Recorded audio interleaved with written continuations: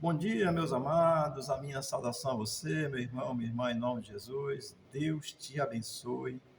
Hoje, 9 de novembro de 2024, sábado, estamos aqui encerrando as nossas meditações sobre a armadura de Deus. O nosso texto hoje é Efésios 6, versículo 19 e 20, diz assim a palavra de Deus. Orai também por mim, para que me seja dado, no abrir da minha boca, a palavra com confiança para com intrepidez fazer conhecido o mistério do Evangelho, pelo qual sou embaixador em cadeias para que possa falar dele livremente como devo fazer. Amém? Paulo está aqui concluindo o assunto sobre a armadura de Deus, que é do Efésios capítulo 6, do 10 ao 20. O nosso texto 19 e 20, o versículo 19 começa assim: Orai também por mim. Paulo, ao encerrar o seu ensino sobre os elementos da armadura de Deus, ele inclui-se como alguém que precisa de oração. Amém? Todo mundo precisa de oração. Paulo, ele se coloca aqui, porque ele ensinou que nós devíamos orar uns pelos outros, e ele aqui se coloca como alguém que precisa de oração. Isto é o princípio realmente de orarmos uns pelos outros, lembrarmos disso, tá certo? Quero lembrar isso a você mais uma vez, orarmos uns pelos outros.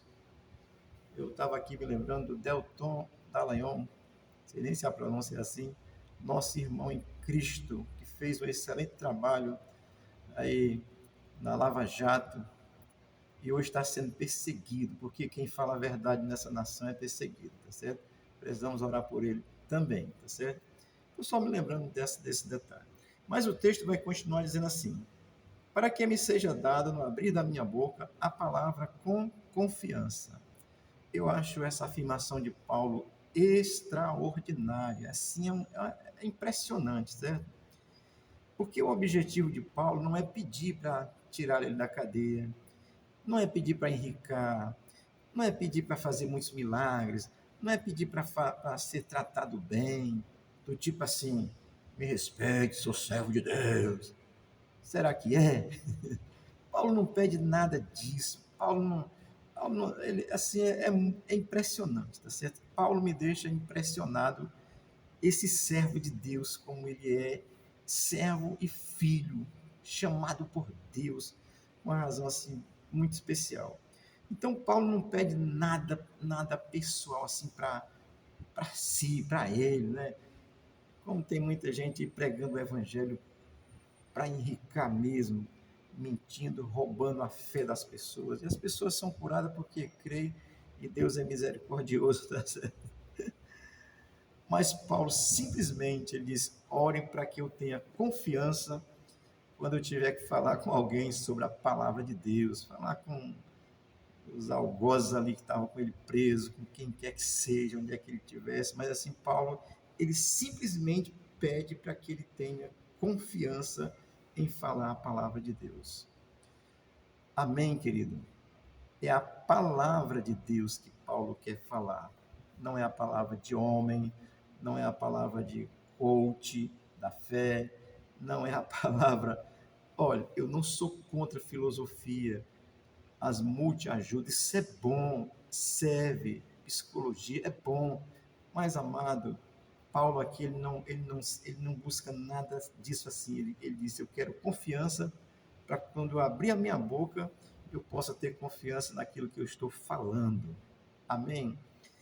E o texto vai continuar dizendo assim: para com intrepidez fazer conhecido o mistério do Evangelho.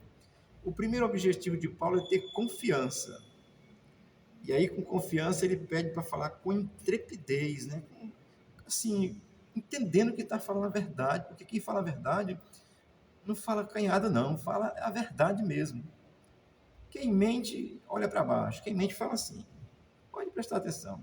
Olha assim, não olha no olho da pessoa. Quem mente não olha no olho assim. Quem mente desvia o olhar para lá, para cima, para baixo. Quem fala a verdade fala com intrepidez, porque sabe que está falando a verdade. Então, Paulo, o primeiro objetivo é que ele tenha confiança da oração que ele pede. O segundo objetivo é para que ele tenha intrepidez para fazer conhecido o mistério do Evangelho. O que é o mistério do Evangelho, tá certo? Então, o objetivo de Paulo é tornar conhecido a pregação de Cristo, a palavra de Cristo, o próprio Cristo. O mistério do Evangelho é Cristo com a obra redentora, a ressurreição, a vinda de Cristo, é tudo isso que é a obra de Cristo que era desconhecida. O pessoal sabia que Cristo ia voltar e tinha uma ideia, mas aqui Paulo estava, o mistério do Evangelho agora é Cristo que já está revelado e não é mais mistério, tá certo? Quando alguém fala em mistério aí, tenha cuidado. Pode vir coisa por aí que não é de Deus, tá certo? Porque quando Paulo diz para tornar conhecido o mistério do Evangelho, é isso que para quem não estava entendendo ainda era um mistério. Então Paulo quer tornar conhecido Cristo, a obra de Cristo, a missão da cruz, a redenção do nosso pecado, a vida eterna pela fé em Cristo, a ressurreição pela fé em Cristo. Tudo isso Paulo quer tornar conhecido, é o mistério do Evangelho, e ainda as pessoas tinham uma certa dúvida, e hoje ainda tem, mas acredito que hoje está bem mais fácil, as pessoas não creem porque não querem crer, porque querem viver o aqui e agora. Se você quer viver o aqui e agora, tem evangelho aí para esse tipo, tá certo? O evangelho é, progressista é um deles, e ele está dentro da igreja católica, está dentro da igreja evangélica, está no meio cristão. Aí você vai lá, que é o evangelho da filosofia, o evangelho da paz e amor, é o evangelho que não tem cruz, tá certo? É o evangelho que você não precisa se arrepender, você não precisa deixar o pecado. Esse aí não é o evangelho de Cristo, nem o de Paulo, nem o meu, nem o da Bíblia Sagrada, tá certo? Portanto, Paulo ele vai dizer para tornar conhecido o mistério de Cristo. O mistério é a obra de Cristo, é a redenção, é o perdão dos pecados, a vida eterna. É isso que ainda era mistério, porque no primeiro século não estava bem compreendido, apesar de Jesus ter falado claramente, tá certo? Mas Paulo estava querendo tornar conhecido. Deixa eu ler aqui um texto de 1 Coríntios 15, 51, 52, diz assim: Eis que eu vos digo o mistério. Na verdade, nem todos dormiremos, mas todos seremos transformados no momento, no abrir e fechar de olhos, ao som da última trombeta, porque a trombeta soará e os mortos ressuscitarão incorruptíveis, e nós seremos transformados. E o texto vai continuar depois dizendo que arrebatados, tá certo? É disso que Paulo está falando, não é mais mistério não, tá certo, meu irmão? Quando alguém vier falando mistério para você, peça discernimento ao Espírito de Deus, veja que mistério é esse, porque o mistério já foi revelado, que é Cristo, é a obra de Cristo, é a redenção, a ressurreição, a vida eterna, tudo isso é o que Paulo queria tornar conhecido. Amém? Versículo 20 vai dizer assim: pelo qual sou embaixador em cadeias. Paulo está preso, literalmente, tá certo? Quando ele diz em cadeias, é preso mesmo. Não é uma ideia, não é uma imaginação, não. Paulo está preso mesmo. Portanto, quando ele diz, pelo qual sou embaixador. Então, Paulo, depois da sua conversão, preste atenção nisso, olha.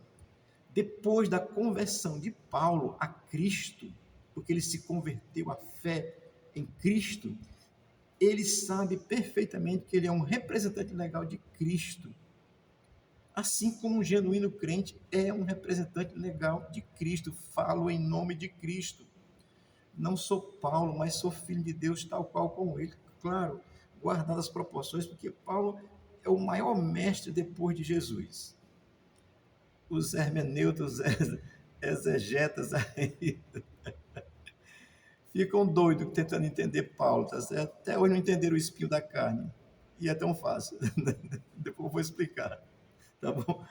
Então, Paulo ele diz: eu sou embaixador, eu sou o representante legal. Olha, quando o Brasil manda um embaixador para uma nação aí, ele é o representante legal do Brasil naquele país. Aliás, o nosso governo comunista é corrupto, ladrão, cortou as relações com Israel, tirou nosso embaixador de lá, tá certo? Porque só um louco para defender um governo desse, tá certo? Um louco alienado, desprovido de informação, de conhecimento. Jesus de Nazaré tem misericórdia do André, que sou eu, tá certo? Portanto, Paulo ele vai dizer, pelo qual sou embaixador em cadeias. Ele é um representante legal de Cristo. Ele fala em nome de Cristo, ele fala da verdade que é Cristo, ele fala do Evangelho de Jesus, ele fala da obra de Jesus, que é a verdade bíblica absoluta. Se alguém relativiza a palavra para você, esse camarada já está querendo lhe enganar, porque Cristo não tem meio termo, ou é ou não é de Cristo, tá certo? Aí o texto vai terminar dizendo assim: para que possa falar dele livremente, como devo fazer. Dele quem? Falar de Cristo, do Evangelho de Cristo, da obra de Cristo. Falar daquilo que Cristo veio fazer, como devo fazer, tá certo? Eu estou aqui falando a palavra de Deus para você, porque o desejo do meu coração, assim como Paulo, é que você se converta, é que você crê em Jesus, é que você saiba que tem uma vida eterna. E só tem duas opções na vida eterna: uma com Deus e uma sem Deus. E a com Deus é conquistada aqui, hoje, pela fé em Jesus. Simples assim, porque o Evangelho é simples. Os homens complicam. Cura, meu irmão, é coisa boa. Estou aqui com a dor no joelho, orando para Jesus me curar. Mas a dor não passou ainda, vou ter que ir ao ortopedista, porque médico também é bênção de Deus. Amém? Se o médico não resolver, Jesus resolve. Amém? Ora, para que possa falar dele livremente, como devo fazer? Ou seja, falar de Cristo corretamente. O cuidado de Paulo é para que ele não fale de um Cristo que ele imagina, de um Cristo que ele pensa, de um Cristo que é bonzinho para ele, de um Cristo que vai dar tudo na mão. Não, Paulo apanhou, sofreu, foi preso. Aí, pastor André, tem que acontecer. Não, não necessariamente. Mas se for, não abriremos mão da nossa fé. Foi isso que Paulo fez. É isso que um discípulo de Jesus faz. Anuncia Jesus, anuncia a verdade de Jesus, anuncia Cristo, Senhor e Salvador, o que redime o ser humano da morte eterna, do pecado eterno, da condenação eterna e dá direito ao ser humano a uma vida eterna. Portanto, essa é a verdade absoluta, plena e total do Evangelho. Por que eu estou dizendo tudo isso? Usando esses mesmos termos que são todos adjetivos, né? Absoluto, total, pleno. É porque tem muita gente relativizando a palavra de Deus, que é o Deus do milagre, que é o Deus da riqueza, que é o Deus da prosperidade, que é o Deus do toma lá da cá, que é esse tipo de Deus, mas não que é o Deus que vai para a cruz, que abre mão de qualquer situação por causa da verdade do mistério do Evangelho, que é Jesus Cristo revelado, e revelado na cruz como Redentor, como Salvador, ressuscitado para a justificação daquele que crê. Isso é a verdade da Bíblia, tá certo? Portanto, Paulo termina aqui a armadura de Deus falando essas verdades graciosas que são importantes para nós. Ele diz, orai por mim. Eu também digo, ore por mim, você que está aí, que é cristão, que eu oro por você também, sem nem me conhecer, para que no abrir da boca seja dada a palavra com confiança mesmo, a palavra da verdade, com intrepidez, tornar conhecido o Evangelho de Jesus. Eu já vi aí, meu Deus do céu, Bíblia escrito, Bíblia do fulano de tal. A Bíblia é a palavra de Deus. Ela foi escrita por homem e é traduzida por homens. Você tem que botar a tradução minha, ok, amém. Mas Bíblia, tem um cantor aí que botou o nome, Bíblia do fulano de tal. Onde é que está Jesus? Nem nasceu ainda para esse aí, né? Amados, essa é a palavra de Deus no teu coração. Deus te abençoe. Deus abençoe a tua casa. Deus abençoe a tua família. Deus abençoe a nossa nação brasileira, que nós precisamos de libertação para a nossa nação.